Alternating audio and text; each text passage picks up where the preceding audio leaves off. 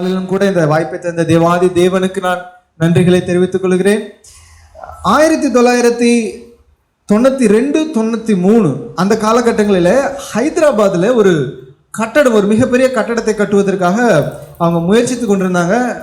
கட்டடம் ஆல்மோஸ்ட் ஃபுல்லாக கட்டி முடிக்கிற அந்த ஸ்டேஜுக்கு வந்த அந்த தருணத்தில் திடீர்னு அந்த கட்டடம் முழுமையுமாக இடிந்து போச்சு. எல்லாருக்கும் ஒரே ஆச்சரியம், ஏன் இது இடிஞ்சிருச்சு அப்படின்னு சொல்லி அந்த எக்ஸ்பர்ட் எல்லாம் கூப்பிட்டு அதை அவங்க அனலைஸ் பண்ணும்போது ஒரு விஷயத்தை அவங்க கண்டுபிடிச்சாங்க. அதுக்காக அந்த அஸ்திபாரம் போடுவாங்க இல்லையா, அஸ்திபாரம் போடும் பொழுது அவங்க நிர்ணயித்திருந்த அந்த அடி, ஒரு கரெக்டாக எனக்கு தெரியல, ஒரு வேளை 16 அடி நினைக்கிறேன், 16 அடி கீழே தோண்டி அங்கேருந்து அந்த பில்லரெல்லாம் அஸ்திபாரம் போட வேண்டி இருந்தது. 16க்கு பதிலாக 2 அடி குறைச்சி 14 அடியில் அவங்க அந்த அஸ்திபாரத்தை போட்டது நிமித்தமாக அந்த பில்டிங் முழுமையுமாக அது இடிந்து போனதாக ஒரு செய்தி நான் கேட்டேன். அப்போது அந்த பில்டிங்கை கட்டுறதுக்கு என்ன ரொம்ப முக்கியம் அப்படின்னா அந்த அஸ்திபாரம், ஃபவுண்டேஷன். அவங்க பண்ண மிஸ்டேக் ஏதோ பாதிக்கு பாதி போடல, ஜஸ்ட் ஒரு 2 அடி, மேபி ஒரு 1% 2% இருக்கலாம், அதை குறைச்சி அவங்க அந்த அஸ்திபாரம் போட்டதினால அந்த பில்டிங்கே முழுமையுமாக அது விழுந்து போனதை நம்மால் பார்க்க முடிகிறது. நம்முடைய வாழ்க்கையில் முக்கியமாக கிறிஸ்துவோடு நடக்கிற அந்த கிறிஸ்துவ வாழ்க்கையில் அஸ்திபாரம் என்பது மிக மிக முக்கியம், மிக மிக முக்கியம். உங்கள் வீட்டில் சின்ன பிள்ளைகள் இருந்தாங்கன்னா நீங்கள் கவனிச்சிருந்திருப்பீங்க, எல்கேஜி யூகேஜி படிக்கும்போது அவங்களுக்கு அந்த ஏபிசிடியாக இருக்கலாம், அஐஇயாக இருக்கலாம், இதை மறுபடியும் எழுத வைப்பாங்க. என் பையன் இப்போ 3வது படிக்கிறான். அவன் அந்த எல்கேஜி யூகேஜி படிக்கும்போது நான் டெய்லி பார்ப்பேன், டெய்லியாக தான் ஹோம்ஒர்க். அவங்களுக்கு ஏபிசிடியை 3 முறை எழுதிட்டு வா. அவனுக்கு எல்கேஜி போல, அவன் கோவிட்னால யூகேஜி போகிறான், அவனுக்கு எல்லாமே தெரியும். ஆனாலும் அந்த வருஷம் முழுவதும், அது மட்டும் இல்லாமல் 1ஆம் கிளாஸ் வந்தப்போ கூட அதை மறுபடியும் எழுத வைக்கிறாங்க. ஏன் அப்படின்னு நான் யோசித்த போது ஒரு விஷயம் எனக்கு புரிந்தது, அதுதான் அஸ்திபாரம். அதில் எந்த விதமான டவுட்டும் இல்லை, அவங்க மறந்து போகிறதோ இருக்கக்கூடாது. இன்னைக்கு 1, 2, 3 இதை யாருமே மறக்க மாட்டோம். ஏன் அப்படின்னா அது நமக்கு அடிப்படையில் ரொம்ப தெளிவாய் நமக்கு கற்றுக் கொடுக்கப்பட்டது. ஸோ நம்முடைய வாழ்க்கையில் அந்த அடிப்படை அதில் நாம் சரியாக இல்லை அப்படின்னா நம்ம ஒரு காலம் வரைக்கும் நல்லா வளர முடியும், ஒரு சமயம் வரைக்கும் நல்லா வளர முடியும். அதுக்கப்புறம் அப்படின்னு வரும்போது நம்முடைய வாழ்க்கை கேள்விக்குறியாய் மாறிவிடும். எனவே ஒரு கிறிஸ்துவ வாழ்க்கையில் கர்த்தரை நம்பி அவருக்காக நம்ம வாழணும் அப்படின்னு நம்ம முடிவெடுத்து நடக்கிற இந்த வாழ்க்கையில் அஸ்திவாரம் அப்படின்றது ரொம்ப ரொம்ப முக்கியம். நம்ம ஒரு வசனத்தை வாசிக்கலாம். எபிரேயருக்கு எழுதின நிருபம் 6ஆம் அதிகாரம் 1ஆம் வசனத்தை நாம் வாசிக்கலாம். என்னிடத்துல இங்கிலீஷ் பைபிள் இருக்குது, அதனால் தமிழ் பைபிள் வச்சிருக்கிறவங்க ஒரு முறை நீங்கள் அதை வாசிக்கும்படியாக நான் வேண்டி கேட்டுக்கொள்கிறேன். எபிரேயர் 6:1.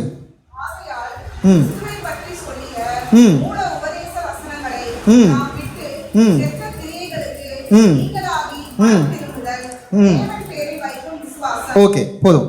ஆனால் அந்த இடத்துல பவுல் என்ன சொல்றாருன்னா, இன்னும் நீங்கள் அஸ்திபாரமே போட்டுட்டு இருப்பீங்களா, அதை விட்டு வெளியில வாங்கன்னு சொல்லிட்டு சொல்றாரு. ஆனால் அஸ்திபாரமாக சொல்லப்பட்டிருக்கிற காரியங்கள் மேலே உங்கள் கண்களை வைக்கும்படியாய் நான் வாஞ்சிக்கிறேன். செத்த கிரியைகளை விட்டு நம்ம வெளியே வரணும்னு சொல்லிட்டு 2வதாக ஒரு காரியத்தை சொல்லுகிறார். அதை இந்த நாளிலே உங்கள் மத்தியிலே பேச நான் ஆசைப்படுகிறேன். 2வது காரியம் என்ன எழுதப்பட்டிருக்கிறது அங்க? தேவன் மேல் வைக்கும் விசுவாசம்.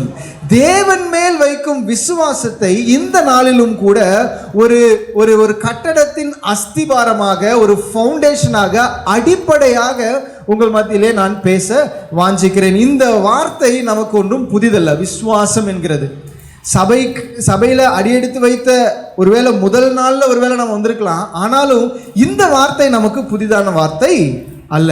அதிகமாய் விசுவாசத்தை குறித்து நாம் கேள்விப்பட்டு இருந்தாலும், முன்னாடி சொன்னது போல் அந்த ஏபிசிடியை 1 வருஷம் முழுசு, 2 வருஷம், 3ஆவது கிளாஸ் வருகிற வரைக்கும் அதை அவங்க ப்ராக்டிஸ் பண்ணுறாங்க. ஏன் அப்படின்னா அதில் எந்த விதமான டவுட் அவங்களுக்கு வந்துடக்கூடாது. இப்படி போடணுமா அப்படின்ற டவுட் அவன் வாழ்நாளில் வரவே கூடாது என்பதற்காக அந்த அடிப்படையான காரியத்தை மிகவும் மிகவும் ஆழமாய் அவர்களுக்கு கற்றுக் கொடுக்கிறார்கள். இந்த பூமியில நாம் வாழ்ந்து கர்த்தரோடு கூட எடுத்துக்கொள்ளப்படுகிற நாள் வரைக்கும், இல்லை இந்த வாழ்க்கையின் யாத்திரை அதை முடிக்கிற நாள் வரைக்கும் கூட விசுவாசத்தை குறித்து நாம் கற்றுக்கொள்ள வேண்டியவர்களாக இருக்கிறோம். ஏன்னா அது ரொம்ப ரொம்ப அடிப்படையான ஒரு விஷயமாய் இருக்கிறது. ஏன்னா வேதம் ரொம்ப தெளிவாய் சொல்லுகிற காரியம் என்ன அப்படின்னா, விசுவாசம் இல்லாமல், ஆமென், விசுவாசம் இல்லாமல் தேவனுக்கு பிரியமாய் இருப்பது கூடாத காரியம். It is impossible to please God without faith. Yesu Kristu தன்னுடைய ஊழிய நாட்களில் 3.5 வருஷம் ஊழியம் செய்தார். அந்த ஊழிய நாட்களிலே 2 முறை அவர் ஆச்சரியப்பட்டதாக வேதத்தில் எழுதப்பட்டிருக்கிறது. 2 முறை அவர் ஆச்சரியப்பட்டாராம். நாம ஜென்ரலாக நம்ம எப்போ ஆச்சரியப்படுவோம்? நடக்காத ஒரு விஷயம் நடக்கும்போது ஆச்சரியப்படுவோம். இயேசு கிறிஸ்து கூட அந்த 3.5 வருஷத்தில் 2 முறை அவர் ஆச்சரியப்பட்டார். எதை குறித்து அவர் ஆச்சரியப்பட்டார் தெரியுமா? ஒரு விசை லூக்கா சுவிசேஷம் 7:8 இருக்கும். அவர் அந்த 100க்கு அதிபதியினுடைய விசுவாசத்தை கண்டு அவர் ஆச்சரியப்பட்டார் இருக்கும். 100க்கு அதிபதி ஒரு அந்நிய ஜனத்தை சேர்ந்தவன், இவனுக்கு இவ்வளவு பெரிய விசுவாசமா அப்படின்னு சொல்லி அங்கே அவர் ஆச்சரியப்பட்டார். அதே போல மார்க்கு சுவிசேஷம் 6:6 என்ன எழுதப்பட்டிருக்குன்னா, நசரேத் ஊருக்கு அவர் போகும்போது அவருடைய அவிசுவாசத்தை கண்டு, அவிசுவாசத்தை குறித்து அவர் ஆச்சரியப்பட்டார். இன்னைக்கு நம்முடைய வாழ்க்கையை பார்த்து ஆண்டவர் ஆச்சரியப்பட்டார் அப்படின்னா அது 2 விஷயத்தை குறித்து மட்டும்தான் இருக்கு. ஒன்று, நாம் வைக்கிற விசுவாசத்தின்படி ஒருவேளை அவர் ஆச்சரியப்படலாம். இல்லை, இவ்வளோ போதனைகளை கேட்டு, இவ்வளோ சாட்சிகளை கேட்டு, இவ்வளோ பைபிள் படிச்சும் இன்னும் இவர்கள் அவிசுவாசத்தில் இருக்கிறாங்களேன்னு சொல்லி அந்த அவிசுவாசத்தை குறித்து ஒருவேளை தேவன் ஆச்சரியப்படலாம். அதனால ஆண்டவர் எதை குறித்து ஆச்சரியப்படுகிறார் என்கிற காரியத்தை நம்ம ஒரு விஷயம் நாம் யோசித்து பார்க்கலாம் நம்முடைய வாழ்க்கையில. ஸோ அந்த விசுவாசம் என்கிறது ரொம்ப அடிப்படையாக இருக்கிறது. விசுவாசத்தினால அந்த பழைய ஏற்பாட்டின் நாட்களில் வாழ்ந்த அந்த அந்த பரிசுத்தவான்கள் சாட்சி பெற்றார்கள் அப்படின்னு வேதம் சொல்லுகிறது. நம்முடைய வாழ்க்கையில் நாம் எதன் அடிப்படையில் நம்முடைய வாழ்க்கையில் சாட்சி இருக்கும் அப்படின்னா விசுவாசத்தின் அடிப்படையில் தான். விசுவாசம் எப்படி வெளிப்படும் அப்படின்னு சொன்னால் அது கிரியைகள் மூலமாக வெளிப்படும். சின்ன உதாரணம், நீங்கள் ரோட்டில் நடந்து போயிட்டு இருக்கிறீங்க, ஒரு போர்டு இருக்குது, okay, work is in progress. ஆனால் இங்கே வந்து அந்த ரோடு சரி பண்ணுற வேலை நடக்குது, இல்லை ஒரு குழி தோண்டப்பட்டிருக்கிறது, இந்த வழியாய் போகாதீங்கன்னு ஒரு போர்டு. இப்போ அந்த போர்டை நான் படிக்கிறேன், படிச்சுட்டு அதை நான் நம்பினேன்னு சொன்னால் அந்த வழியில் போக மாட்டேன் இல்லையா? அதை நான் நம்பலை அப்படின்னா, யாரோ ஏதோ போர்டு வச்சுருக்காங்கப்பா, அதுக்கும் எனக்கு சம்மந்தம் இல்லை, அதை நான் நம்பலை அப்படின்னு நான் அந்த வழியிலே போவோம். ஸோ என்னுடைய நம்பிக்கை இல்லை என்னுடைய விசுவாசம் எதனால் வெளிப்படுகிறதுனா என்னுடைய கிரியையினால் வெளிப்படுகிறது. ஸோ விசுவாசமும் கிரியையும் ஒன்றுக்கு ஒன்று சம்பந்தப்பட்டது.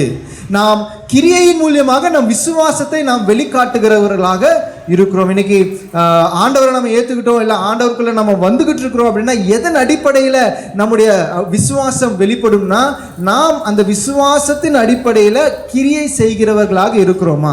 ஆண்டவர் நமக்கு நிறைய காரியங்களை எழுதி வச்சிருக்கிறார், அதை நம்ம படிக்கும் பொழுது அதை நம்பி அதன்படி செய்கிறவர்களாக இருக்கிறோமா? செய்யலை அப்படின்னா அந்த காரியத்தை நம்ம நம்பலைன்னு அர்த்தம்.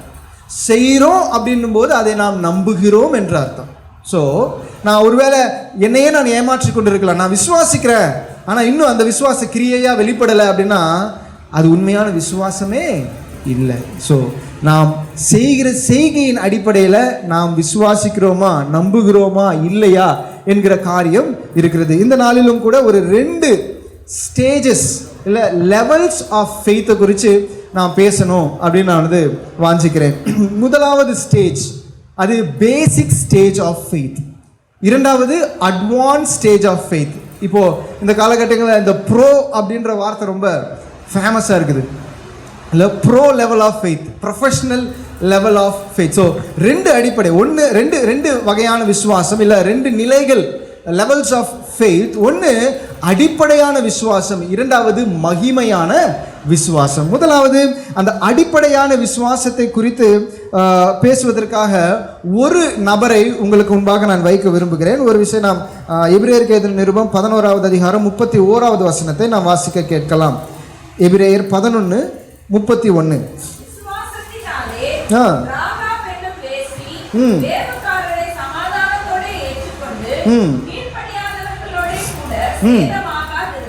ஓகே, ஒருவேளை இந்த இந்த இந்த கேரக்டர் குறித்து ஆழமாக உங்களுக்கு தெரிந்திருக்கலாம், தெரியாமல் இருக்கலாம். பட் சிம்பிளாக சொல்லணும் அப்படின்னா அந்த வசனத்தில் ரொம்ப தெளிவாய் போட்டிருக்கிற காரியம் என்ன அப்படின்னா, ராகாப் என்கிற வேசி அவருடைய வாழ்க்கை சரியான வாழ்க்கையாக இல்லை. அவள் வாழ்ந்து கொண்டிருந்த அந்த ஊருக்கு பேரு எரிகோ. எரிகோ பட்டணத்தில் அவள் வாழ்ந்து கொண்டிருந்தால் அந்த வசனத்தை நாம் தெளிவாய் வாசித்தோம்னு சொன்னா, அழிந்து போகிறவர்கள் மத்தியிலே அவள் வாழ்ந்து கொண்டிருந்தாள். அந்த பட்டணம் முழுவதுமாக அழிந்து போக வேண்டும். ஏன்னா அந்த ஜனங்களுடைய பாவங்கள் பெருகிவிட்டபடியினாலே அவர்கள் மேலே தேவனுடைய நியாய தீர்ப்பு வந்திருக்கிறதை நாம் அறிந்திருக்கிறோம். ஆனா அந்த ஜனங்கள் மத்தியில் இருக்கிற அந்த ஒரு பெண் அவர்களோட அழியாதபடிக்கு விசுவாசத்தினாலே தன்னுடைய வாழ்க்கையை அவள் ஆசீர்வாதமாக மாற்றி, ஒரு வேசியாய் விபச்சாரியாய் இருக்கிற மகள் விசுவாசியாய் மாற்றப்பட்டாள். From curse she became a blessing. அவள் ஒரு சாபத்தின் உச்சத்தில் இருந்த அந்த வாழ்க்கை ஆசீர்வாதமாக மாற்றப்பட்டது. எந்த அளவுக்கு அது ஆசீர்வாதமாக மாறினது அப்படின்னு சொன்னா, மத்தேயு சுவிசேஷம் 1ஆம் அதிகாரம் 5ஆம் வசனத்தை நாம் வாசிக்கும் பொழுது, அந்த இயேசு கிறிஸ்துனுடைய வம்ச வழியிலே அவளுடைய பெயர் எழுதப்பட்டிருக்கிறது.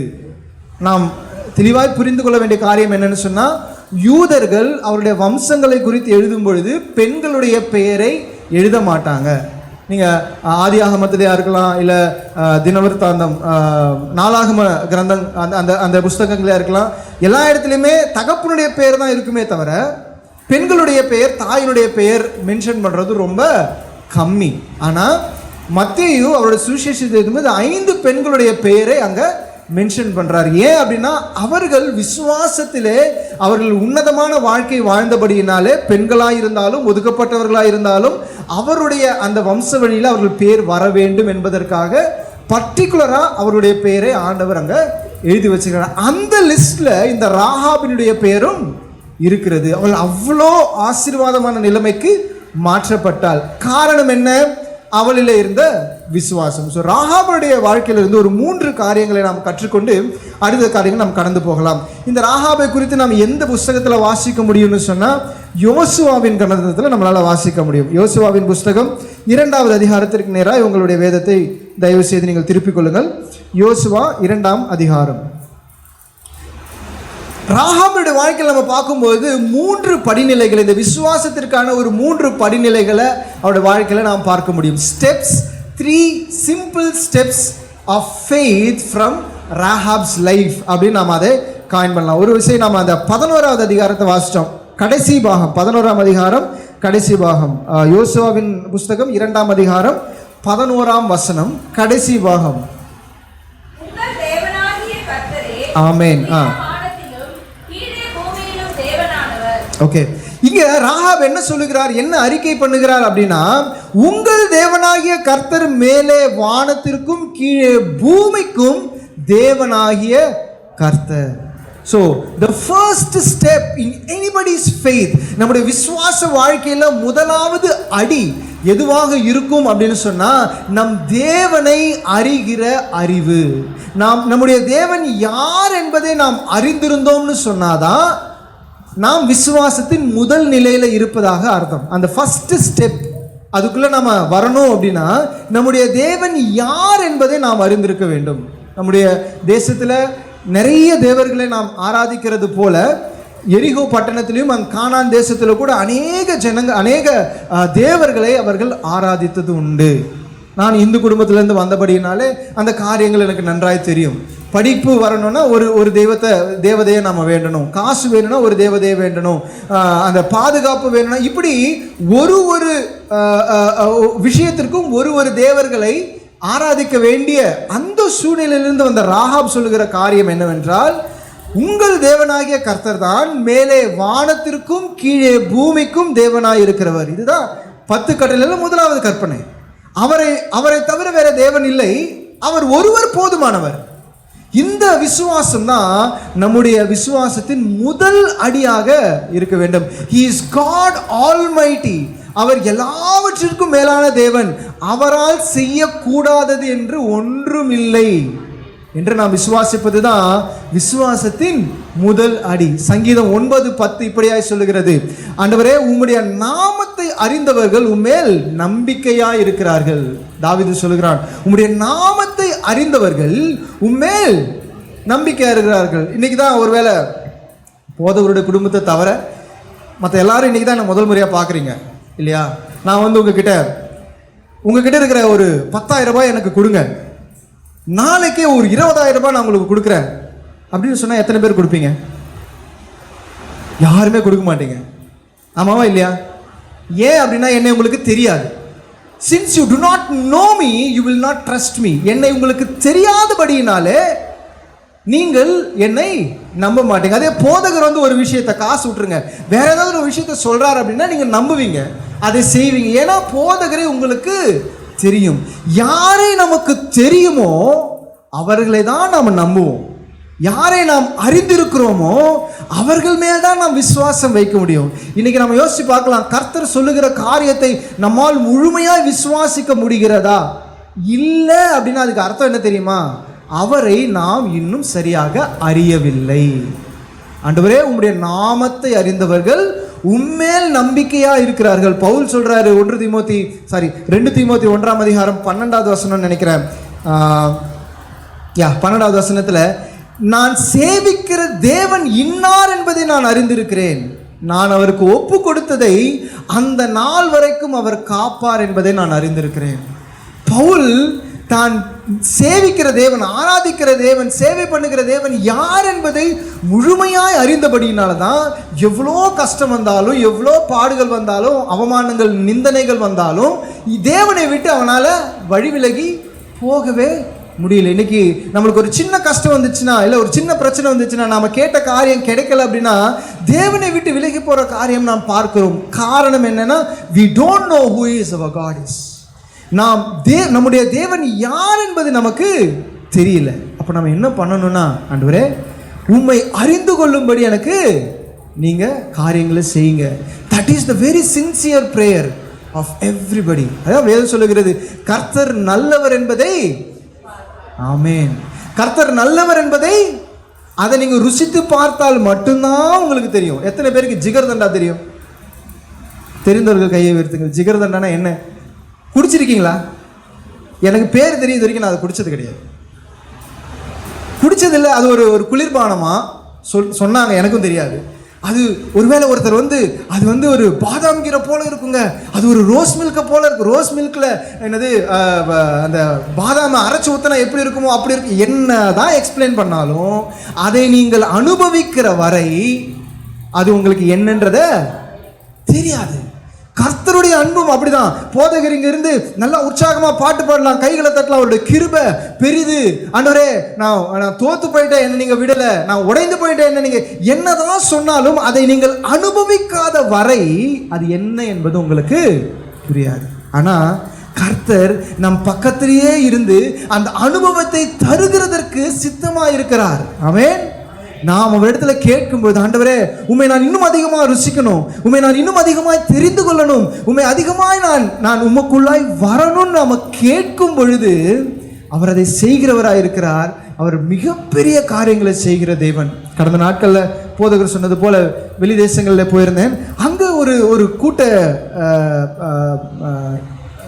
யூத் பீப்புளை பார்க்க கர்த்தர் கிருபை செய்தார். அவங்களாம் அந்த தேசத்தில் மெடிசன் படித்து கொண்டிருக்கிற டாக்டர் பிள்ளைகள். அவங்களுக்குள்ள இருக்கிற விசுவாசம் எவ்வளோ பெருசு, அவங்களுக்குள்ள தேவனோடு இணைந்து அவங்க நடக்கிற காரியம் பார்க்கும்பொழுது ரொம்ப ஆச்சரியமா இருந்தது. பிரியான்னு சொல்லிட்டு ஒரு பொண்ணு வந்து சொல்லிட்டு இருந்தா, என்னன்னா, சார் நீங்கள் வர்றதுக்கு 2 நாளைக்கு முன்னாடியே எனக்குள்ள ஒரு சத்தம், நான் உங்ககிட்ட பேசுறதுக்காக ரொம்ப தூரத்துலேருந்து ஒரு ஆளை கூட்டிட்டு வரேன். 2 நாளைக்கு முன்னாடி. என்ன அந்த பொண்ணுக்கு தெரியாது, அந்த பொண்ணை யாருன்னு எனக்கும் தெரியாது. ஆனால் கர்த்தர் அப்படி ஆச்சரிய விதமாய் அங்கே கூட்டிட்டு போய் அந்த ஒரு பொண்ணுகிட்ட மட்டும் நிறைய பேர்கிட்ட பர்சனலாக பேசுறதுக்கு ஆண்டவர் கிருபை. பவித்ரான ஒரு பொண்ணு, ஒரு 10 பேர் நின்று பேசிக்கிட்டே இருந்தோம், மெசேஜெல்லாம் முடிஞ்சிச்சு, ஜஸ்ட் கேஷுவலாக பேசிகிட்டே இருந்தோம். டக்குன்னு அந்த பொண்ணை பார்த்து, ஆண்டவருக்கு நீ ரொம்ப பிரியமானவள், பயப்படாதன்னு நான் சும்மா ஒரு வார்த்தை தான் சொன்னேன். அந்த பொண்ணு எல்லாம் போயிட்டதுக்கப்புறம், சார் உங்களுக்கு எப்படி தெரியும் நான் பயப்படுற விஷயம்? எனக்கு தெரியாதுமா, அது உன்னோடு ஆண்டவர் பேசுகிற காரியம். அப்படின்னா ஆண்டவர் நம்மோடு பேசுவதற்காக, நம்மை தேற்றுவதற்காக, நம் காரியங்களை நமக்கு தருவதற்காக அவர் எவ்வளோ ரெடியா இருக்கிறார். அதை ரிசீவ் பண்ணிக்கிற அந்த விசுவாசம் நம்ம கிட்ட வேணும். இங்க ராகாப் சொல்லுகிறார், உங்கள் தேவனாகிய கர்த்தர் தான் மேலே வானத்திற்கும் கீழே பூமிக்கும் தேவனாய், உங்கள் தேவனை தவிர வேற தேவனே இல்லை அப்படின்ற ஒரு விசுவாசம். அந்த விசுவாசத்தை ராகா வெளிப்படுத்தினது அவருடைய வாழ்க்கையின் முதலாவது அடியாக நாம் இங்கே பார்க்க முடியும். 2வது காரியம், 2வது ஸ்டெப், த செகண்ட் ஸ்டெப் இந்த ஃபெய்த் லைஃப். 2வது அதிகாரம் 10வது வசனத்தை நாம் வாசிக்கலாம்.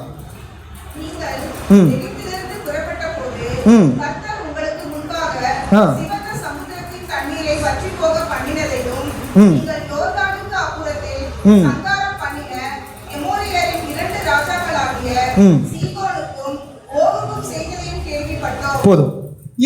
இப்போ ராகாப் என்ன சொல்லுகிறாள் அப்படின்னு சொன்னா, முதலாவது அவருடைய விசுவாசத்தை வெளிப்படுத்தினா. ஆனா அந்த வசனங்கள் ஆப்போசிட் டைரக்ஷன்ல எழுதப்பட்டிருந்தாலும் நாம் புரிந்து கொள்ளும்படியாக நான் பின்னோக்கி உங்களுக்கு அதை நான் சொல்லுகிறேன். முதலாவது அடியில உங்கள் தேவன் யார் என்பதை அவர் சொல்லிவிட்டார் இல்லையா? அது முதலாவது விசுவாசம். 2வது விசுவாசம், அந்த விசுவாசத்துல 2வது படிக்கட்டுல என்ன இருக்கு அப்படின்னா, கர்த்தர் செய்த காரியங்களை மறவாமல் நம் ஞாபகத்திலே வைத்திருப்பது. அதுதான் நம்முடைய விசுவாசத்தின் 2வது படிநிலையா இருக்குது. ராகாப் சொல்லுகிற இந்த காரியம், தேவன் சிவந்த சமுத்திரத்தை பிளக்கிறதா இருக்கட்டும், அந்த ராஜாக்களுக்கு செய்த காரியமா இருக்கட்டும், கிட்டத்தட்ட 40 வருஷத்திற்கு முன்பாக நடந்த விஷயம். ஆமாவா? எகிப்திலிருந்து வெளில வரும்போது சிவந்த சமுத்திரத்தை ஆண்டவர் திறக்கிறாரு. அங்கிருந்து 40 வருஷம் இவங்களை அந்த வனாந்தரத்தில் வச்சு இந்த புது ஜென்ரேஷன் உள்ள போறாங்க. இப்போ யோசுவாவுடைய சந்ததி உள்ளே போகிறதுக்கு முன்பாக அந்த வேவுக்காரர்கள் போற அந்த நேரத்தில் இவள் அந்த காரியத்தை நினைவு கூறுகிறாள். அப்படின்னா 40 வருஷத்துக்கு முன்னாடி நடந்த ஒரு விஷயத்தை இன்னும் அவள் பசுமையாய் தன் நினைவிலே வைத்து கொண்டு. That is the second step in our faith life. கர்த்தர் நம்முடைய வாழ்க்கையில் எத்தனையோ காரியங்களை செய்திருக்கிறார். பிசாசு என்ன பண்ணுவானா, மெடிக்கலில் ஒரு டேர்ம் இருக்குது, செலக்டிவ் அம்னீஷியா அப்படின்னு சொல்லுவாங்க. குறிப்பிட்ட ஒரு சில விஷயங்களை மட்டும் அவங்க மறந்துடுவாங்களாம். That is called selective amnesia.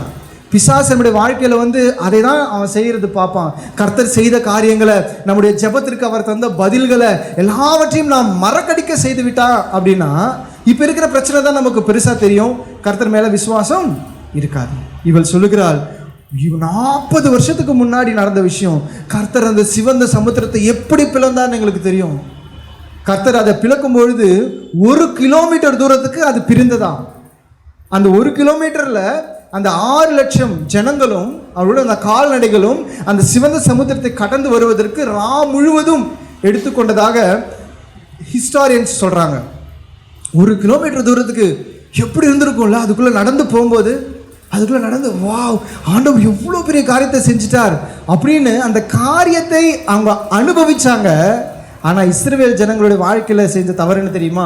உடனே அதை மறந்துட்டாங்க. நீங்கள் இன்னைக்கு பாஸ்டர் அந்த வசனத்தை வாசித்து காட்டினார். 14வது அதிகாரத்தில் அந்த அற்புத காரியம் இருக்கும். 15வது அதிகாரத்தில் கர்த்தர் செய்த காரியங்களை நினைத்து இவங்க துதிப்பாங்க, பாடுவாங்க. அதே 15வது அதிகாரம் கடைசி பாகத்தில் வரும்பொழுது வேதம் சொல்லுகிறது, 3 நாட்கள் அவர்கள் தண்ணீர் இல்லாமல் பிரயாணப்பட்டு மாரா என்கிற பகுதிக்கு வந்தபோது அங்கே தண்ணி குடிக்கலாம் அப்படின்னு ஆசாசியாக தண்ணி எடுத்து குடிச்சா ஒரே கசப்பாக இருந்தது. உடனே இவங்க கர்த்தருக்கு விரோதமாய்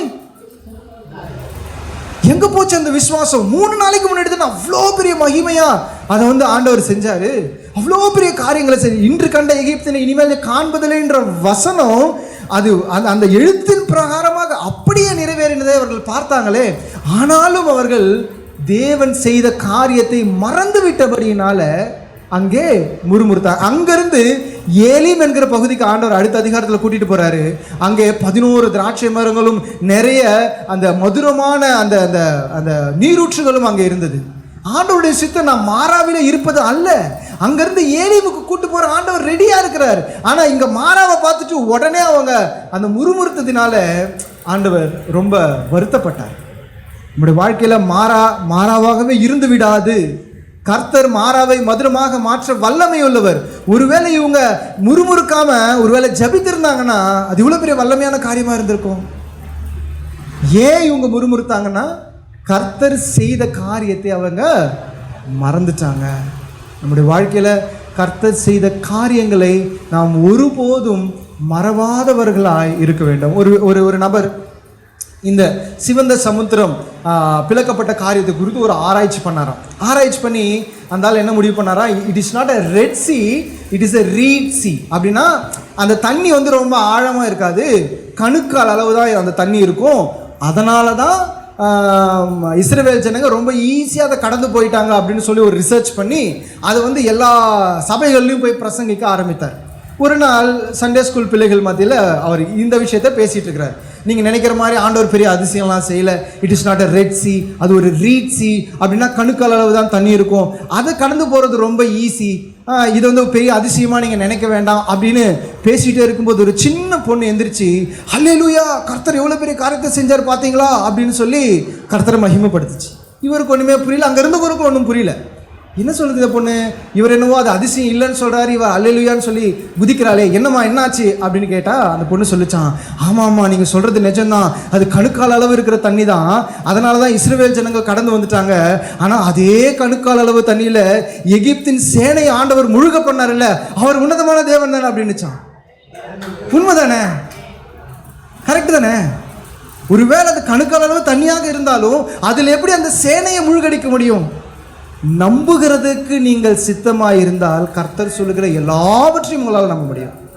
ஆமென். அதனால் ஒரு நாளும் கூட நீங்கள் உங்கள் வாழ்க்கையில் கர்த்தர் செய்வாரா, இது நடக்குமா, இது நடக்காதா, இந்த மாதிரியான கேள்விகள் வேண்டாம். அவர் நம் தகப்பனாகிய தேவன். நாம் யோசிக்கிற தகப்பனை பார்க்கிலும் அவர் மேலான தேவன். நம்மை அவமானப்படுத்த அவர் விடமாட்டார். நான் கலோக்கியலாக சொல்கிற ஒரு விஷயம் என்ன அப்படின்னா, இப்போ நம்ம வீட்டில் சின்ன சின்ன பசங்க இருக்காங்க. எனக்கு 2 வயசில் ஒரு பையன் இருக்கான். இப்போ 2 வயசில் பையன் இங்கே என் பையன் வரான்னு வச்சுக்கோங்களேன், ஒரு சிலர் கிண்டலாக விளையாடுவது உண்டு. அவங்களுடைய ட்ரெஸ்ஸை இழுத்து விட்டு விளையாடுவாங்க, பார்த்துருக்கீங்களா? ஒரு தகப்பனாய் எல்லாரும் முன்னாடி அந்த வேலையை என்னால் பண்ண முடியுமா? பண்ண மாட்டேன். ஏன் அப்படின்னா அவன் என்னுடைய பையன். ஏன் பையன் எல்லார் முன்னாடியும் அவமானப்படுகிறதை நான் விரும்ப?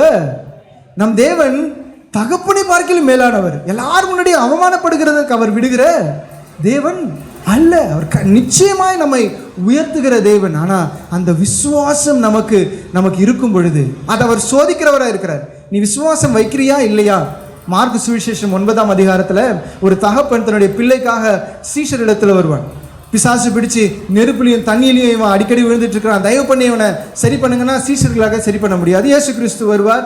இயேசு கிறிஸ்து வரும்போது அந்த மனுஷனை பார்த்து ஒரு கேள்வி கேட்பார், இதை செய்கிறதற்கு எனக்கு வல்லமை உண்டு, நீ விசுவாசிக்கிறாயா அப்படின்னு கேட்பார். அதுக்கு அந்த மனுஷன் ரொம்ப அருமையான ஒரு பதிலை சொல்லுவான். என்ன சொல்லுவான்னா, நான் விசுவாசிக்கிறேன், ஆனாலும் எனக்குள்ளாக இருக்கிற அவிசுவாசத்தை எடுத்து போடும்படிக்கு நீங்கள் செய்யுங்கள்னு சொல்லுவோம். இவ்வளோ உண்மையான ஒரு ஜெபம் இல்லை? நாம் இன்னைக்கு 100% ஆண்டவர் விசுவாசிக்கல. ஒருவேளை 50% இருக்கலாம், ஒருவேளை 20% இருக்கலாம். ஆனால் அதே இருதயத்தோடு கர்த்தருடைய சமூகத்துக்கு போய், ஆண்டவரே நான் நம்பணும்னு தான் நினைக்கிறேன், ஆனால் சூழ்நிலைகள் என்னை அப்படி அனுமதிக்கவில்லை, அந்த அவிசுவாசம் அந்த நம்பிக்கையின்மை என்னை விட்டு அகன்று போகும்படி நீங்கள் எனக்கு உதவி செய்யுங்க. ஒரு சில நேரத்தில் நமக்கு ஜபிக்க தோணாது. ஒரு போதகர் இப்படியே சொன்னார், ஒருவேளை உனக்கு ஜபிக்கவே தோணலையா, அதையே போய் அவர்கிட்ட சொல்லு, ஆண்டவரே எனக்கு ரொம்ப கோபமாக இருக்கு, இன்னைக்கு எனக்கு ஜெபமே வரமாட்டேங்குது, எனக்கு ஜபிக்கிற மூடே இல்லை அப்படின்ற விஷயத்த உன் ஜெப அறையில் போய் உட்காந்து கண்ணை திறந்துக்கிட்டு நீ அவர்கிட்ட பேசு. அதுதான் ஜெபம்.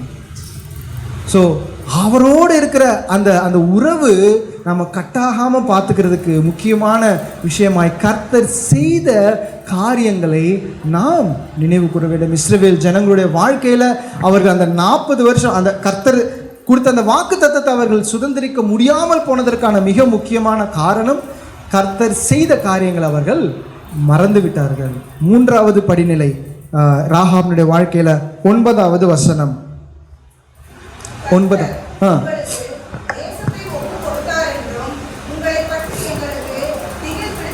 மறுபடியும் ஒரு விஷயம் வாசிக்கிறீங்களா சிஸ்டர்?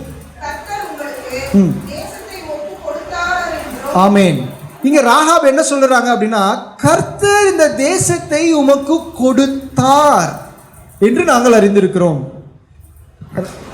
ராகாப் எரிகோ அந்த பட்டணத்தில் உட்கார்ந்துகிட்டு இருக்கிறா, நல்லா தான் இருக்கிறாங்க எல்லாரும். இன்னும் யோசுவாவினுடைய அந்த சேனையோ இஸ்ரவேல் ஜனங்களோ உள்ளே வரல, இன்னும் அந்த யுத்தம் நடக்கலை, இன்னும் அந்த அந்த அந்த ஏரியாவை அவங்க பிடிச்சு பங்கிடலை. ஆனால் இவைகள் நடப்பதற்கு முன்பாகவே ராகாப் சொல்லுகிற காரியம் என்னவென்றால், உங்கள் தேவன் இந்த தேசத்தை உங்களுக்கு ஒப்பு கொடுத்தார் என்று.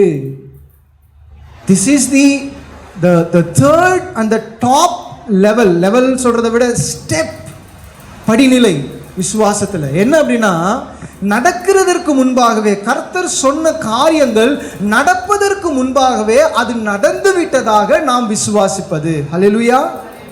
இதுதான் விசுவாசத்தின் உயர்நிலையாக கருதப்படுகிறது. கர்த்தர் நமக்கு அநேக வாக்குத்தத்தங்களை தந்திருக்கிறார். நிச்சயமாக அதை அவர் நிறைவேற்றுவார். இல்லை, அதை ஆல்ரெடி அவர் நிறைவேற்றி விட்டார் என்று நாம் விசுவாசிப்பது தான் விசுவாசத்தின். இங்கே ராகாப் அந்த விசுவாசத்தை அவள் வெளிப்படுத்துகிறார். அந்த விசுவாசத்தை வெளிப்படுத்துகிறார். எங்களுடைய இருதயங்கள் உருகி போய்விட்டது. அதை நாங்கள் கேட்கும் பொழுது நாங்கள் எல்லாம் பலவீனமா ஆயிட்டோம். ஏன்னா they believed God has already given that land to them. ஒரு அந்நிய ஸ்திரீ, அவளுக்கு இருக்கிற விசுவாசம் இஸ்ரவேல் ஜனங்களுக்கு இல்லை. மோசே 12 பேரை தெரிந்து கொண்டு நீங்கள் போய் அந்த தேசத்தை வேவு பார்த்துட்டு வாங்க அப்படின்னா எல்லாரும் போய் பார்த்துட்டு வந்து சொன்ன ஒரு முக்கியமான காரியத்தை நீங்கள் அங்கே கவனிக்கணும். என்னாகமும் 13-14 அந்த அதிகாரங்கள் இருக்கும். அவங்க என்ன சொன்னாங்கன்னா, கர்த்தர் சொன்னபடி அது பாலும் தேனும் ஓடுகிற தேசம்தான். அல்லேலூயா. அது கர்த்தர் சொன்னது இல்லாத தேசம் கிடையாது. What ever God has promised, it is there. ஆனால் அவர்கள் அதோடு கூட அவர்கள் பார்த்த அந்த ஏனாக்கியர்களை பார்த்து பயந்துட்டாங்க. ஆண்டவர் பொய் சொல்லவே இல்லை. நன்றாக நாம் புரிந்து கொள்ள வேண்டும். அது பாலும் தேனும் ஓடுகிற தேசம்தான். ஒரே ஒரு திராட்சை குலையை அங்கேருந்து ஒரு சாம்பிளாக அவங்க எடுத்துகிட்டு வந்தாங்க. 2 பேர் தூக்கிட்டு வர மாதிரி ஒரு திராட்சை குலை. நம்ம இந்த திராட்சைலாம் வாங்கும்போது, பனீர் திராட்சை வாங்கும்போது இப்படி எடுத்து வைப்பாங்களே, அந்த மாதிரி ஒரு கொலை 2 பேர் தோள்களிலே சுமக்கிற அளவுக்கு பெரிய, அவ்வளோ செழிப்பான தேசம். ஆண்டவர் பொய் சொல்லவே இல்லை. ஆண்டவர் அங்கே இருக்கிற அந்த ஜனங்களை குறித்த விஷயங்களை அவர் மறைத்து வைத்தார், அவ்வளவுதான். ஆனால் இவங்க சொல்லும்போது கர்த்தர் சொன்னபடி உண்மைதான். ஆனால் அங்கே நாங்கள் ராட்சதர்களை பார்த்தோம். இவங்க சொல்றாங்க, எங்கள் கண்களுக்கும் அவர்கள் கண்களுக்கும் நாங்கள் வெட்டுக்கிளிகளை போல இருக்கிறோம். அதுதான் அவிசுவாசம். கர்த்தர் ஒரு காரியத்தை சொன்னாரு, அதை நடப்பதற்கான தடைகள் அதிகமாக இருக்கிறது. அது நடக்குமா நடக்காதா? இந்த தடைகளை பார்த்து இது நடக்காதுன்னு முடிவு பண்ணுறது தான் அவிசுவாசம். அந்த போன 12 பேரில் 10 பேர் என்ன சொன்னாங்கன்னா, அங்கே ராட்சதர்களுக்கு அவங்கள நம்ம ஜெயிக்கவே முடியாது, இட் இஸ் இம்பாசிபிள். ஆனால் யோசுவாவும் காலேபும் அந்த வஸ்திரங்களை கிழித்து கொண்டு அவங்க அழுகிறாங்க.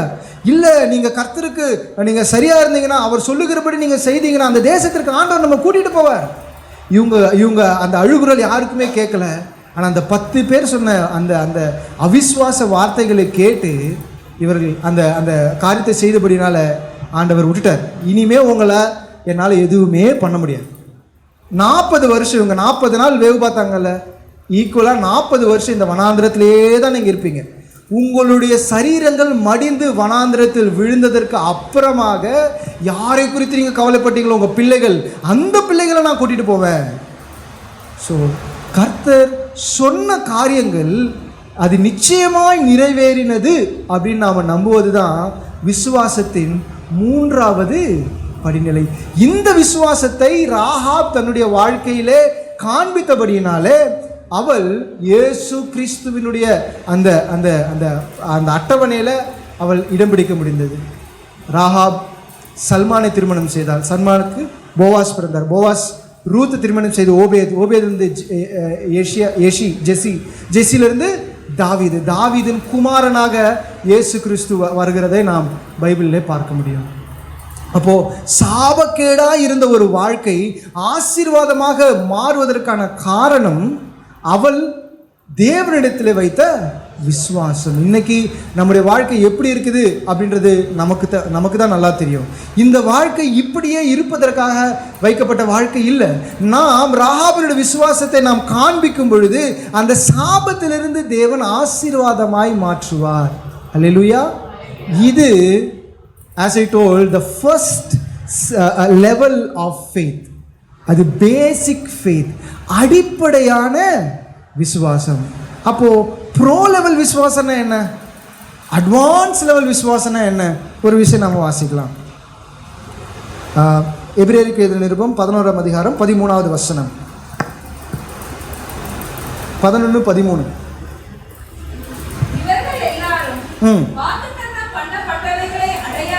ஐயோ, என்னது சிஸ்டர், சரியாக தான் படிக்கிறீங்களா? எல்லாரும் செக் பண்ணுங்க ஒரு முறை உங்கள் மொபைலில். சரியாக தான் படிக்கிறாங்களா சிஸ்டர்? தான் மிஸ்டேக் பண்ணுறாங்களா? விசுவாசம்னா நம்ம இது வரைக்கும் நம்ம கேட்டது என்னது? நினைக்கிறது கிடைக்கும். ராகாபா தானே சொன்னாங்க, ஆண்டவர் சொல்லிட்டார் அது கிடைக்கும். அதானே விசுவாசம். ஆனால் இங்கே என்ன போட்டிருக்கு 13வது வசனத்தில்? ஒரு முறை படிங்க.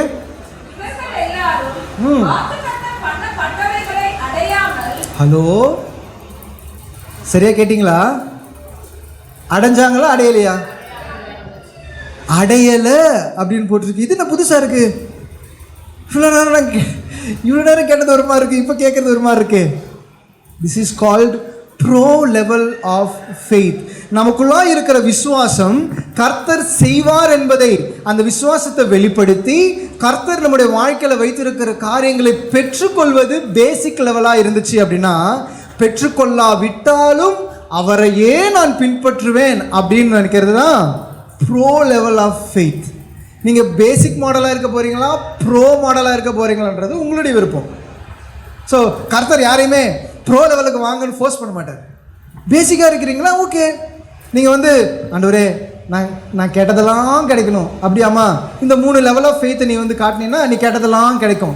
ஆனால் ப்ரோ லெவல் ஆஃப் ஃபெய்த்துக்கு நீ வரணும், மகிமையான விசுவாசத்துக்கு நீ வரணும் அப்படின்னா that is the another level. ஒரு விஷயம் அதே அதிகாரத்தில் 36வது வசனத்திலேருந்து நாம் வாசிக்க கேட்கலாம்.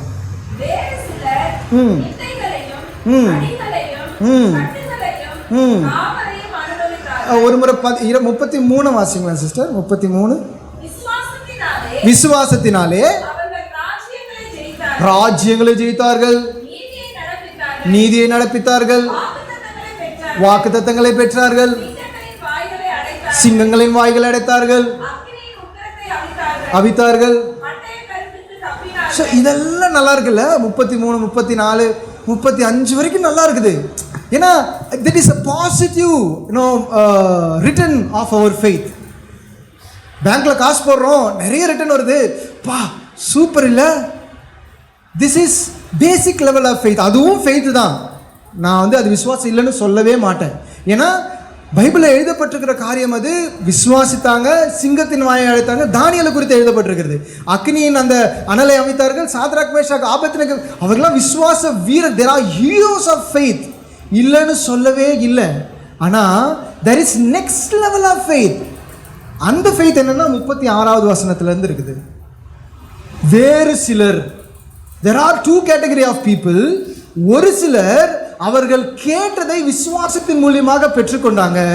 வேறு சிலர் துன்பங்களையும் பாடுகளையும் அனுபவித்தார்கள். அவர்களும் விசுவாசிகள் தான், அவர்களும் விசுவாசத்திலே தேறினவர்கள் தான். ஆனால் இந்த விசுவாசம் இது மகிமையான விசுவாசமாக இருக்கிற, நேரம் குறைவாக இருக்கிறபடினால நான் சீக்கிரமாய் முடித்து விடுகிறேன். இந்த லெவல் ஆஃப் விசுவாசத்துக்கு நீங்கள் வரணும் அப்படின்னா எதற்கும் நீங்கள் தயாராக இருக்கணும். அப்போது கர்த்தர் செய்தாலும் செய்யாவிட்டாலும், கர்த்தர் எனக்கு நன்மையை நடப்பித்தாலும் தீமையை நடப்பித்தாலும், அங்கே நீங்கள் சரியாக நீங்கள் வாசித்து பார்த்தீங்கன்னா சாப்பாடு அவங்களுக்கு ஒழுங்காக கிடைக்கல. அந்த அந்த அந்த கேரக்டரிஸ்டிக்ஸ் நீங்கள் படித்து பார்த்தீங்கன்னா அவங்க வந்து தங்களுடைய உயிருக்காக பயந்து ஓடினார்கள். ஆட்டு தோலையும் அந்த செம்மறியாட்டு தோலையும் போற்றி கொண்டு அவர்கள் ஓடினதாகவும், குகைகளிலேயும் அந்த மலை வெடிப்புகளிலேயும் அவங்க போயிட்டு அவங்க ஒளிஞ்சுக்கிட்டதாகவும், they did not live a comfortable life. அவங்க உயிருக்கு பயந்து ஓடினவர்களாக காணப்படுகிறார்கள். ஆனாலும் அவர்கள் விசுவாசத்தை விடவில்லை. ஆமென். நாம இதுக்கு முன்னாடி நம்ம பார்த்த மாதிரி சின்ன ஒரு பிரச்சனை வந்துச்சுன்னா, ஆண்டவர் ஏன் எனக்கு இப்படி பண்றாரு, ஆண்டவர் என்னை கை விட்டுட்டாரா, ஆண்டவர் ஏன்? ஆனால் இவங்களுடைய வாழ்க்கையில் பார்க்கும்போது பட்டய கருக்கினாலே வெட்டுண்டார்கள் இருக்குது. they have been killed by the sword. அப்போ கூட அவங்களோட விசுவாசத்தை அவங்க, this is the pro level of faith. இதுதான் மகிமையின் விசுவாசம். இந்த நாட்களில் கொஞ்சம் பேர் இந்த செய்தி நீங்கள் கேட்டிருப்பீங்க. பாஸ்டர் பிரவீன் பகடாலா, எத்தனை பேர் கேட்டீங்க இந்த நியூஸ்? யாருமே கேட்கலையா? ஐயோ, பிரவீன் பகடாலா நீங்கள் போனதுக்கப்புறம் நியூஸில் இல்லை உங்கள் யூடியூப்பில் இந்த பேரை டைப் பண்ணி பாருங்கள். அவர் ஆந்திரா பகுதியில் ஒரு அற்புதமான ஊழியம் செய்து கொண்ட ஒரு ஊழியக்காரன். கடந்த 25ஆம் தேதி ஒரு ஊழியத்தை, ராஜமன்றி அப்படின்ற பிளேஸில் ஊழியத்தை முடிச்சுட்டு வர வழியில் என்ன நடந்ததுன்னு தெரியாது. அடுத்த நாள் காலையில் செத்துப்போன அவருடைய சடலமும் அதற்கு மேலாக அவருடைய பைக் படுக்க வைக்கப்பட்டிருந்ததை போலீஸ் பார்த்து எடுத்தாங்க. இன்னும் அது ஆக்சிடெண்ட்டா மர்டரா அப்படின்றத இன்னும் கிளாரிஃபை இல்லை. ஆனால் அதிகமான அளவு அது கொலையாக தான் இருக்க முடியும் அப்படின்ற சந்தேகம். ஏன்னா தலையில் பலமாக அடிபட்டிருக்கிறது, ஹெல்மெட் நல்லா இருக்குது. அந்த வண்டிக்கு எதுவுமே ஆகலை. அந்த வண்டியை அப்படியே அந்த அந்த உடல் மேலே படுக்க வச்சிருக்கிறாங்க. அந்த அவர் ஆக்சிடென்ட் இடத்துல இரத்தக்கரைகள் நிறைந்த அந்த கைத்தடிகள் காணப்பட்டது. இதெல்லாம் பார்க்கும்போது நிச்சயமாக அது ஒரு கொலையாக தான் இருந்திருக்க முடியும். ஏன்னா அந்த ஊழியக்காரர் ரொம்ப அருமையாக கர்த்தருக்கென்று ஊழியம் செய்த ஒரு மனுஷன், நல்ல ஒரு டிபேட் நடத்துவார், உண்மையாக ஆண்டவருக்குன்னு வாழ்ந்து காட்டின ஒரு மனுஷன். அவருக்கு ஒரு சாஃப்ட்வேர் கம்பெனி இருக்குது, எல்லாரையும் ஒரே மாதிரி ட்ரீட் பண்ணுறது, ஒரு அருமையான தேவ ஊழியக்காரர். நிறைய பேரை படிக்க வச்சிருக்கிறாரு, நிறைய பேருக்கு உதவி பண்ணியிருக்கிறாரு. ஆனால் எதுவுமே வெளியில் தெரியல. அவர் இறந்ததுக்கு அப்புறம் தான் எல்லாம் வெளியில் வருது. இவ்வளோ நன்மைகளை இந்த மனுஷன் செய்திருக்கிறார். அவர் இறந்துட்டதுக்கு அப்புறமா அவரை அந்த அடக்க ஆராதனையில் படுக்க வச்சுட்டு அவருடைய மனைவி சொன்ன வார்த்தை தான் ரொம்ப ஆச்சரியமான விஷயம். என்ன சொன்னாங்கன்னா, பிரவீன் பகடாலா அவர் எப்படியாற்பட்ட ஒரு மனுஷன்னா, அவர் ரிவெஞ்சு தீர்க்கிற மனுஷன் அல்ல. எனவே நாங்கள் இங்கே இருப்பது ரிவெஞ்ச் எடுக்கிறதுக்காக இல்லை, கர்த்தருடைய அன்பை போதிக்கிறதற்காக நாங்கள் இங்கே இருக்கிறோம். எப்போ சொல்கிறாங்க? சொந்த கணவன், அவர் ஒரு எனக்கு தெரிஞ்சு 50க்குள்ளே தான் இருக்கும், ரொம்ப அழகான மனுஷன். நீங்கள் யூடியூப்பில் பார்த்தீங்கன்னா அவர் சிரிக்கும் பொழுது ரொம்ப அழகாக இருக்கும். தேவனுடைய அந்த அந்த பரிசுத்தம் அவருடைய முகத்தில் தெரியும்.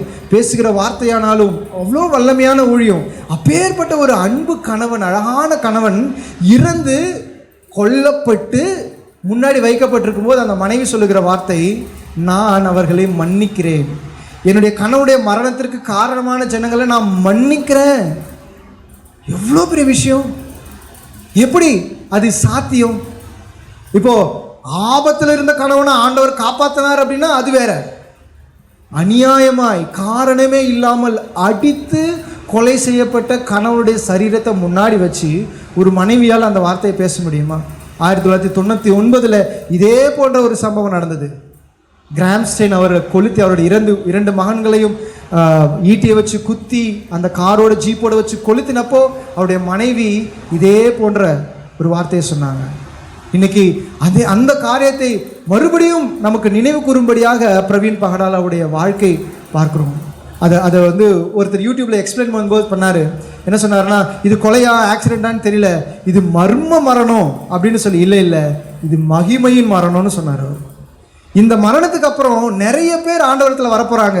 இந்த மரணத்துக்கு அப்புறம் இவர் யார், இவர் ஏன் கொன்னாங்க அப்படின்னு நிறைய பேர் இவரை பற்றி படிக்க போகிறாங்க, அவருடைய வார்த்தையை கேட்க போகிறாங்க. அதனால் நிறைய ஆத்துமாக்களை ஆண்டவர் கூட்டிகிட்டு வர போகிறாரு. ஜிம் எலியட்டை பற்றி நீங்கள் நிறைய பேர் கேள்விப்பட்டிருப்பீங்க.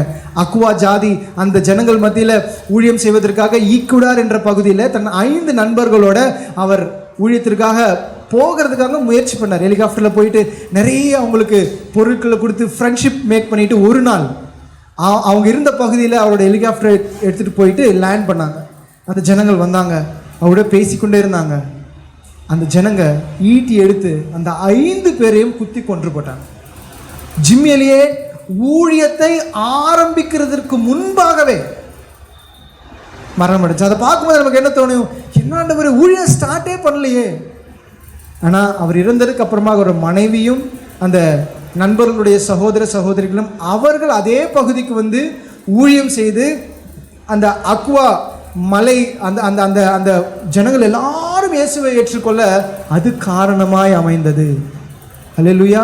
நமக்கு ஒருவேளை பிரச்சனைகள் அது அது ஒருவேளை ஒரு நெகட்டிவாக நமக்கு தோணலாம், மரணம் நமக்கு நெகட்டிவாக தோணலாம். ஆனால் கர்த்தர் அதையும் மகிமையாய் அவரால் உபயோகிக்க முடியும். That is called pro level of faith, advanced level of faith. அதுதான் உண்மையான விசுவாசம். அதுதான் அந்த வசனம் சொல்லுது. அவர்கள் தூரத்திலிருந்தே வாக்குத்தத்தம் பண்ணப்பட்ட தேசத்தை பார்த்தாங்க, தங்களுடைய இருதயத்தில் அதை அணைத்துக் கொண்டார்கள். இப்போ ஆபிரகாமுக்கு ஆண்டவர் கொடுத்த வாக்குத்தத்தம் என்ன? வானத்தின் நட்சத்திரத்தை போல உன்னுடைய சந்ததியை நான் செய்வேன். ஆபிரகாம் அதை பார்க்கவே இல்லையே. ஈசாக்குன்னு ஒரே ஒருத்தன் பிறந்தான், அதை மட்டும்தான் ஆபிரகாம் பார்த்தாரு. ஆனால் அவர் என்ன நம்பினாரு அப்படின்னா, ஆண்டவர் சொன்னார் நிச்சயமாக அதை செய்வார் அப்படின்னு சொல்லி அந்த விசுவாசத்தை அவர்கள் பார்க்காத பொழுதிலும், அதை அவர்கள் ருசிக்காத பொழுதிலும் ஆண்டவர் சொன்னதை நிச்சயமாக செய்ய வல்லவர் என்பதை அவர்கள் நிச்சயமாய் அறிந்திருந்தார்கள். நம்முடைய வாழ்க்கையில் சூழ்நிலைகளை வச்சு நம்முடைய விசுவாசம் அசைக்கப்படுகிறதா, இல்லை என்னதான் நடந்தாலும் ஆண்டவர் நல்லவர், அவர் செய்கிறது தான் சரி என்று அவர் மேலே விசுவாசம் வைக்கிற அந்த மகிமையின் விசுவாசம் நமக்குள்ளா இருக்குதா? ஒரு விஷயம் நம்ம யோசித்து பார்ப்போம்.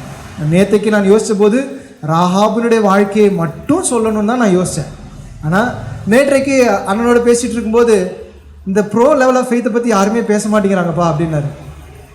ஆமாம்ல, அப்போது இந்த அந்த 11ஆவது அதிகாரத்தை வாசிக்கும் போது அங்கேயே இருக்குது எல்லாமே.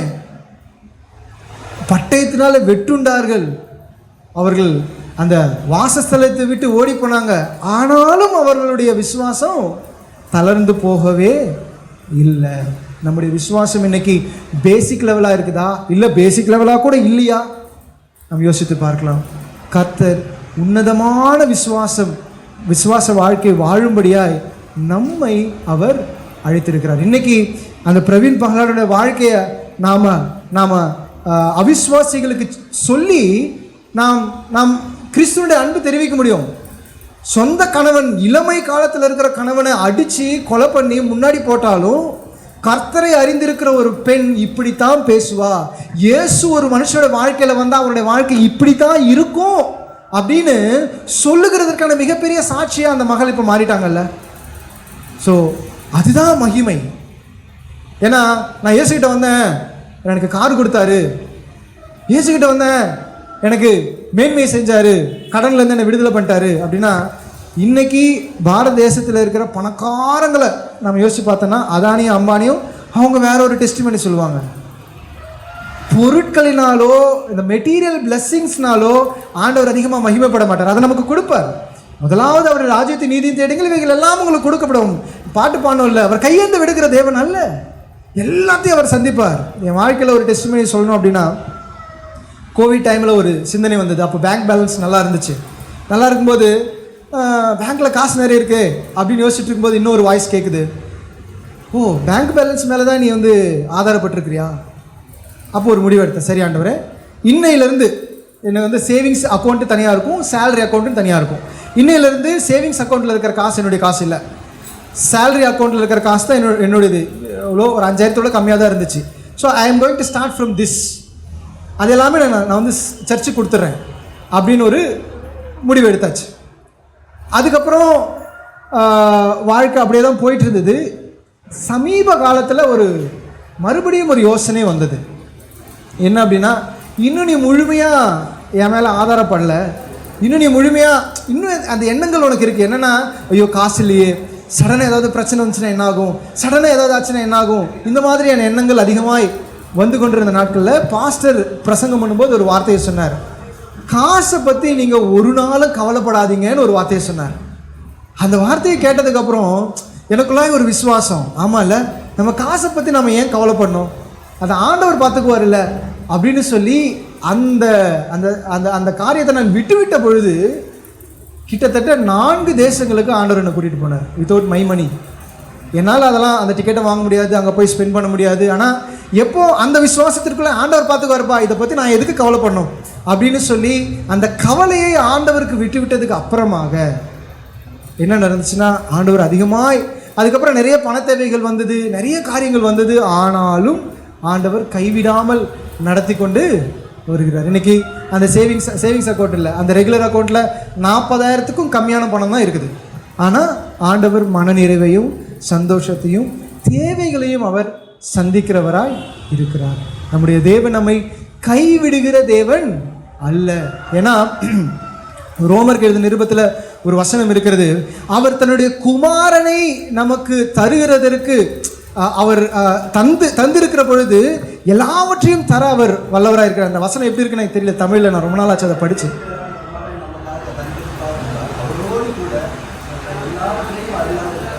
ஆமென். ஒரே பேரான குமாரன் நமக்காய் தந்திருக்கும் பொழுது இவைகளோடு கூட எல்லாவற்றையும் அவர் அருளாமல் இருப்பாரோ? காசு கொடுக்கறதோ, இல்லை நம்ம தேவைகளை சந்திக்கிறதோ, நம்முடைய வியாதியை சுகமாக்குறதோ, இதெல்லாம் ஆண்டவருக்கு ஒரு சிம்பிளான காரியம். He can do it very easily. இதுக்காக அவர் இறங்கி வந்து அந்த சிலுவையில் ரத்தம் சிந்தி அடிக்கப்பட்டு அந்த அந்த அந்த கொடுமையான மரணத்தை அனுபவிக்க வேண்டிய அவசியமே கிடையாது. அதுக்காக அவர் மரிக்கல. ஆனால் நமக்கு ரட்சிப்பை தருவதற்காக அவர் மரித்தார். நம்முடைய ஆத்மாவை நித்தியமாய் பரலோகத்தில் கூட்டிட்டு போய் வைக்கணுன்றதுக்காக அவர் அந்த அந்த சிலுவையின் மரணத்தை அவர் அனுபவித்தார். பைபிள் சொல்லுது பாவத்தின் சம்பளம் மரணம். நாம் எல்லாரும் பாவிகள். நம்மள ஒருத்தர் கூட சரியான ஆட்கள் கிடையாது. ஆனால் என் பாவத்தினால் வந்த மரணத்தை அவர் ஏற்றுக்கொண்டு அவர்கிட்ட இருந்த ஜீவனை அவர் எனக்கு தந்திருக்கிறார். அல்லேலூயா. அதை நான் விசுவாசிக்கும் பொழுது கர்த்தர் எனக்காக, இயேசு கிறிஸ்து எனக்காக சிலுவையிலே மரித்தார். அவருடைய மரணம் எனக்கு ஜீவனை தந்தது, அவருடைய ரத்தம் என் பாவங்களை கழுவினது அப்படின்னு நான் விசுவாசிக்கும் பொழுது அந்த ஜீவன் எனக்குள்ளாய் வேலை செய்ய ஆரம்பிக்குது. அதனால குமாரனையே நமக்காக தந்த தேவன் இந்த உலக பிரகாரமான காரியத்தை நமக்காக செய்ய மாட்டாரா? ஆமாவா இல்லையா? சரி, கடைசியாக உங்களுக்கு ஒரே ஒரு டெஸ்ட் வச்சுட்டு நான் முடிக்க போகிறேன். ஓகே, நான் ஒரு சில கேள்விகளை கேட்பேன். அதுக்கு நீங்கள் 2 ஆன்சர் தான் சொல்லணும். ஒன்று, பரலோகத்துக்கு போக முடியும், இல்லை பரலோகத்துக்கு போக முடியாது. என்ன சொல்வீங்க? பரலோகத்துக்கு போக முடியாது. போக முடியும், போக முடியாது கூட சொல்லக்கூடாது. நீங்கள் கிளியராக பரலோகத்துக்கு போக முடியும், பரலோகத்துக்கு போக முடியாது. ரெடியா? தூங்குறவங்களா அல்லேலூயா சொல்லுங்க பார்க்கலாம். அல்லேலூயா. Okay okay. கடன் தொல்லைகள் எனக்கு அதிகமாக இருக்குது, போக முடியாது. வியாதி, நான் அதிகமாக வியாதிப்பட்டு இருக்கிறேன், சரியா சொல்லணும். டெஸ்ட்ல நீங்க ஃபெயில் ஆயிட்டீங்கன்னா ஒண்ணுமே இல்லை. அப்புறம் எனக்கு அதிகமான வியாதி இருக்குது, பரலோகத்துக்கு போக முடியுமா, போக முடியாதா? எங்க போக முடியும்? பரலோகத்துக்கு போக முடியும். எனக்கு படிப்பே வரல, பரலோகத்துக்கு போக முடியுமா, போக முடியாது? திருமணமே ஆகலை, 35 40 வயசு 50 வயசு ஆயிடுச்சு, பரலோகத்துக்கு போக முடியுமா, போக முடியாது? ஜானிகாவுடைய டெஸ்டிமனி உங்களுக்குலாம் தெரியும். 10 வருஷம் ஆச்சு, குழந்தையே பிறக்கல, பரலோகத்துக்கு போக முடியுமா? ஹலோ சொல்லுங்க. போக முடியும். ஓகே. எனக்கு ஒரு சொந்த வீடே இல்லை, எங்க போக முடியும்? எங்க எங்க பரலோகத்துக்கு போக முடியும். கார் இல்லை எனக்கு, பரலோகத்துக்கு போக முடியும். எனக்கு ரட்சிப்பு இல்லை, எனக்கு பரிசுத்தமான வாழ்க்கை இல்லை, எனக்கும் என் சகோதரனுக்கும் நான் ஒப்புரவாகலை, அவரோட நிறைய சண்டை இருக்கு. ஸோ எதை குறித்து நாம் அதிகமாக கவலைப்படுகிறோம்? ஃபஸ்ட்டு சொன்ன காரியம் எல்லாம் இருக்கு, ஆனால் பரலோகத்துக்கு போக முடியும். செகண்ட் சொன்ன காரியம் நம்மக்கிட்ட இல்லைன்னா பரலோகத்துக்கு போக முடியாது. ஆனால் இதை குறித்து தான் நம்ம அதிகமாக கவலைப்படுறோம். ஆண்டவரே எக்ஸாம் வருது, பயம் இருக்கணும். ஆனால் அது நம்மை கர்த்தர்கிட்ட இருந்து விலக்குகிறதா இருக்கக்கூடாது. உலக காரியத்துக்காக நாம் ஆண்டவர்கிட்ட வரோமா, இல்லை பரலோகத்தின் காரியத்துக்காக ஆண்டவர்கிட்ட வரோமா? பவுல் கொரிந்தியருக்கு எழுதின 1 நிருபம் 15வது அதிகாரம் கடைசி வசனத்தை சொல்றார். இந்த கடைசி வசனம் இல்லை, 9வது வசனம் நினைக்கிறேன். இம்மைக்கு மாத்திரம் நாம் கர்த்தரிடத்தில் விசுவாசமாக இருந்தோம் என்று சொன்னால் நம்மை பார்க்கலும் பரிதபிக்கப்பட்டவர்கள் யாரும் இல்லை. கர்த்தர் கல்வாரி சிலுவையில் செய்த காரியம் நம்முடைய ஆத்மாவை நித்தியமாய் அவரோடு கூட எடுத்து செல்லும்படி அவ்வளோ பெரிய தியாகத்தை பண்ணா, நாம் அதுக்காக கர்த்தரை தேடாம சின்ன சின்ன காரியத்திற்காகவும், வேலைக்காகவும், மனைவிக்காகவும், பிள்ளைகளுக்காகவும், இல்லை சொத்துக்காகவும், இந்த வாழ்க்கையில் நாம் அனுபவிக்க போகிற விஷயத்துக்காக கர்த்தரை தேடுறோம். பரலோகத்தின் காரியத்தை நாம முதலாவது தேவனின் ராஜ்யத்தின் நீதியும் தேடுங்கள், அப்பொழுது இவைகளெல்லாம் உங்களுக்கு. கடையில் போயிட்டு 1 கிலோ அரிசி நீங்கள் வாங்கினீங்கன்னா உங்களுக்கு ஒரு பிளாஸ்டிக் டப்பா ஃப்ரீ அப்படின்னு சொல்கிறாங்க. போயிட்டு சார் ஃப்ரீன்னு சொன்னீங்களா, அந்த டப்பாவை கொடுங்க. ஃப்ரீ தானே சார் சொன்னீங்க, அந்த டப்பா ஃப்ரீ தானே, ஆமாவா இல்லையா? அப்போ அந்த டப்பா மட்டும் கேட்டால் கொடுப்பாங்களா? கொடுக்க மாட்டாங்க. என்ன பண்ணணும்? அரிசி வாங்கினா நீங்கள் வேணான்னு சொன்னாலும் அந்த டப்பா உங்கள் மேலே வைப்பாங்க. அவங்க எங்கே எடுத்துகிட்டு போங்க, இல்லைன்னா எங்களுக்கு அக்கௌண்ட்டு க்ளோஸ் ஆகாதுங்க, தயவு பண்ணி எடுத்துகிட்டு போங்க. நாம் கர்த்தருடைய ராஜ்யத்தையும் நீதியும் தேடணும்னா நாம் வேண்டாம் என்று சொன்னாலும் கூட அந்த ஆசீர்வாதங்களை தர அவர் போதுமானவர். He is a very good father. மத்தேயு சுவிசேஷம் 6வது அதிகாரம் 14வது வசனம் நினைக்கிறேன். நாம் கேட்பதற்கு முன்பாகவே நம் தேவைகளை அறிந்திருக்கிற பரலோக பிதா அவர். அவருக்கு தெரியும் நமக்கு என்ன கொடுக்கணும், என்ன கொடுக்கணும். ஆனால் நம்முடைய கண்கள் உலகத்தின் மேலே இல்லாமல், உலகத்தின் காரியத்தின் மேலே இல்லாமல், ஆவிக்குரிய காரியத்தின் மேலே, பரலோகத்தின் மேலே நம் கண்கள் இருக்கும் பொழுது கர்த்தர் எல்லாவற்றையும் செய்வார். ஸோ இன்னைக்கு உங்களுடைய விசுவாசம் பேசிக் லெவல் விசுவாசமாக இருக்குதா இல்லை ப்ரோ லெவல் விசுவாசமாக இருக்குதா அப்படின்றத நீங்கள் டெஸ்ட் பண்ணி பாருங்கள். அவர் ஒருபோதும் நம்மை கைவிடுகிற தேவன் இல்லை. கர்த்தரை குறித்து சொல்லணும் அப்படின்னா ஒரே ஒரு வார்த்தை, அவர் அநியாயம் செய்கிற தேவன் அல்ல. அது ஒன்று போதும், நீங்கள் ஞாபகம் வச்சுக்கலாம். அவர்கிட்ட வந்த யாரையும் அவர் வெட்கப்பட விடுவதில்லை.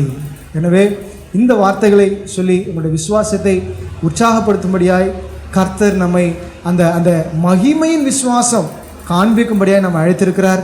ராகாபை போல் அந்த ஒரு ஸ்டெப்பையும் நம்ம எடுத்து வச்சு அந்த பேசிக் லெவல் விசுவாசத்தை ஃபினிஷ் பண்ணிட்டு அந்த மகிமையின் விசுவாசத்திற்குள்ளாய் நான் பிரவேசிக்க வேண்டும் என்பதுதான் கர்த்தருடைய சித்தமாக இருக்கிற இந்த வார்த்தைகளை தேவன் தாமே நம்முடைய வாழ்க்கையில் ஆசீர்வதிப்பாராக.